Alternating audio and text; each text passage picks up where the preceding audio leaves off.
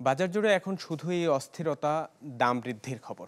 একযোগে প্রায় সব ধরনের নিত্যপণ্যের দাম বাড়ায় বিপাকে ভোক্তা। পরিস্থিতি সামাল দিতে সরকারের নানামুখী পদক্ষেপ থাকলেও মিলছে না কোনো সুফল। বছর জুড়ে একরকম স্থিতিশীল গরুর মাংসের দর 750 টাকা, কিন্তু তা সাধারণের নাগালের বাইরে। মধ্যবিত্তের কিংবা নিম্নবিত্তের পাতে কবে এই মাংস উঠেছে তা নিয়ে বিতর্ক হতেই পারে। আমিষের উৎসের জন্য মুরগি আর ডিমের দিকে নজর দিলেও সেখানেও স্বস্তি নেই। চলতি মাসে কেজিতে অন্তত 20 টাকা বেড়েছে ব্রয়লার মুরগির দর, আর ডিমও কিনতে হচ্ছে চড়া দরে। নানামুখী সরবরাহের মাঝেও চড়া মাছের দাম।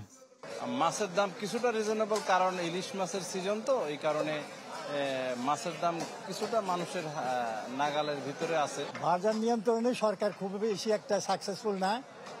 বাজার আরো আপনার মনিটরিং করতে হবে। ভরা মৌসুমেও আমদানি করে সামাল দিতে হচ্ছে চালের বাজার। চড়া দামে কিনতে হচ্ছে ভোজ্য তেল, মসুর ডাল, এলাচ সহ বেশ কিছু মুদি পণ্য। ফলে ভোক্তার ব্যয় বেড়েছে সব দিক থেকেই। চালের বাজার কি এরকম থাকে নাকি? সিজনে চালের দাম আপনার কেজিতে 8 টাকা 10 টাকা বাড়ে যায়, এটা কেমন কথা? টনে টনে মালানো ওনাদের হিসাব একরকম, ওনারা হয়তো বস্তা প্রতি 10 টাকা 20 টাকা লাভ করে, আমরা কেজি প্রতি 2-1 টাকা লাভ করি। বৈরী আবহাওয়ার দোহাই দিয়ে বরাবরই উত্তপ্ত থাকে তাজা সবজির বাজার। এবারও ব্যতিক্রম নয়। পেঁপে ও আলু ছাড়া প্রায় সব ধরনের সবজির দাম শতকের ঘরে। মালের আমদানি কম, বৃষ্টি অনেক মাল নষ্ট হয়ে গেছে। এরপরে তেলের দাম বাড়ি যাওয়াতে গাড়ি ঘোড়ার ভাড়া বেশি। আমরা যারা নিম্নবিত্ত শ্রেণীর মানুষ আছি, আমাদের আসলে কিনে কষ্ট হয়ে যায়।